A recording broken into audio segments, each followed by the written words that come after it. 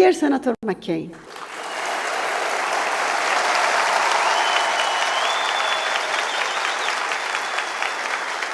it's a great pleasure for me to welcome you here among members of the Mujahideen Khalq.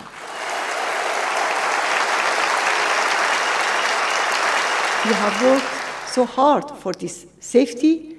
3 years ago, you said, I promise I will never give up until everyone in Camp Ashraf and Liberty are free to go wherever they want.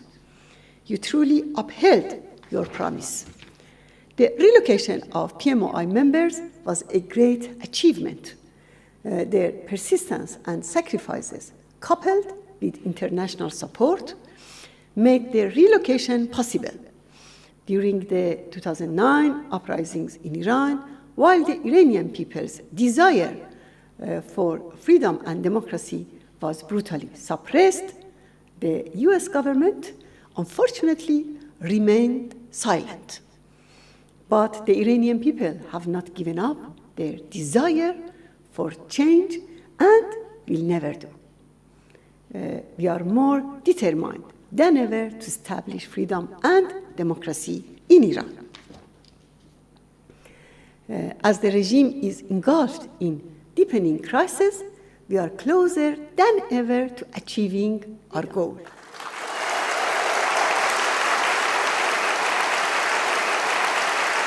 In your message to the gathering of Iranians for democracy in 2014, you rightly said, more must be done to comprehensively address the challenges posed by the Iranian regime and counter the threat their dangerous actions pose.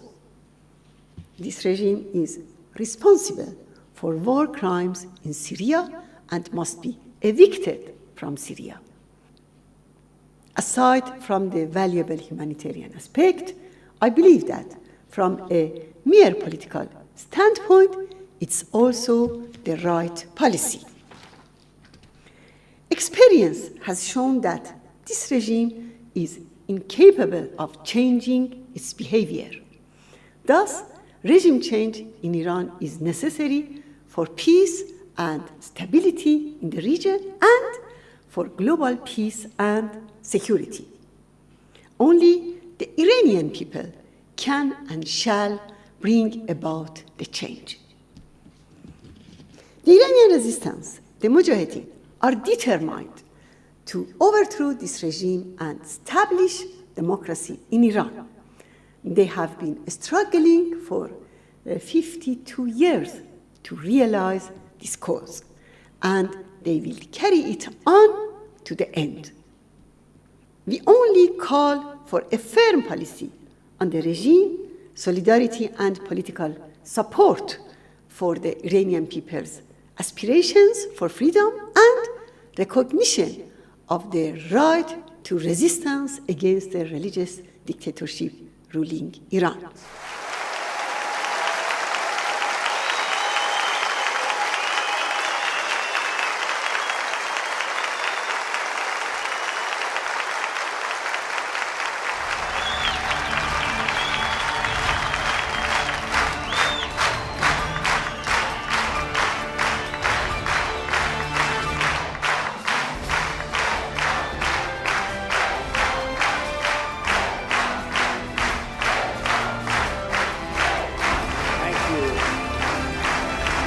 Thank you. Thank you all. Thank you for this wonderful, wonderful reception. I cannot tell you how grateful I am, and frankly, how happy I am that you are here and not in Iraq. I thank you. I thank you, Madam, for your leadership. I thank you for all of my friends.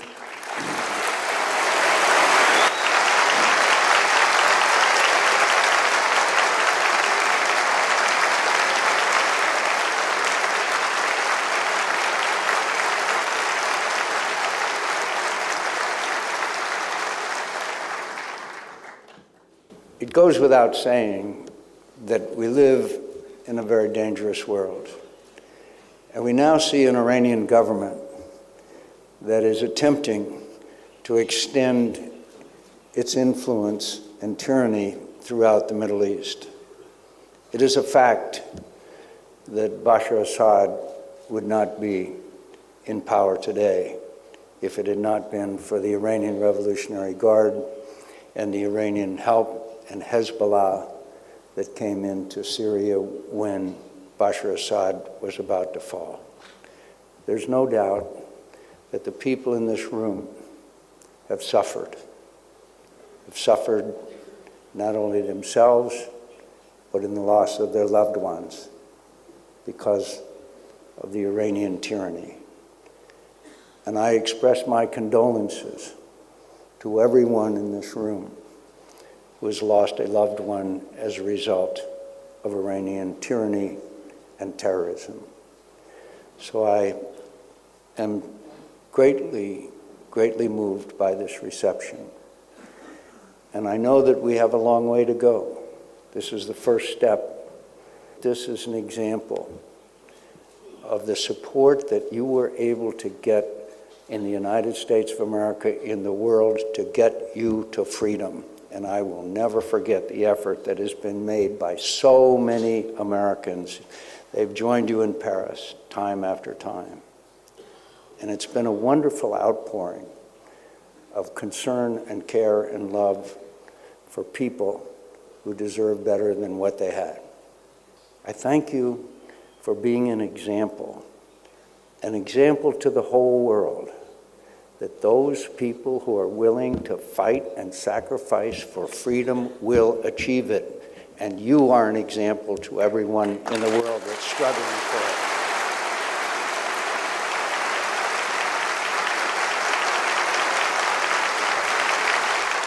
You know, my friends, some of us remember in 2009, when as a result of a corrupt election, the people all over Iran rose up in protest for a better life and for a better government. And the world watched as a young woman named Neda bled to death in a square in Tehran. I will never forget that. Someday, Iran will be free. Someday, we will all gather in that square.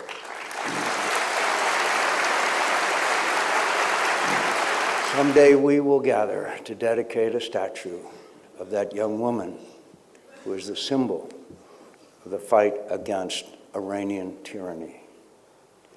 So, it's hard for me to express to you my gratitude to you. You have expressed your gratitude to me, which has been deeply moving. But you have stood up and fought and sacrificed for freedom, for the right to live free, for the right to determine your own future, for the right that is God-given.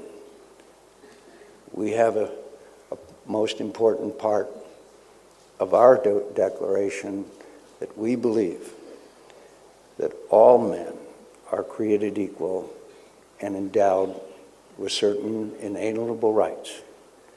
Among those are life, liberty, and the pursuit of happiness.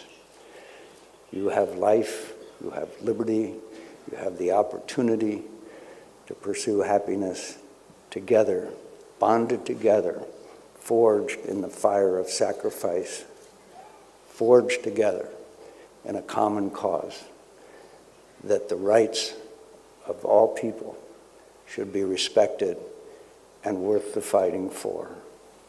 Thank you and God bless.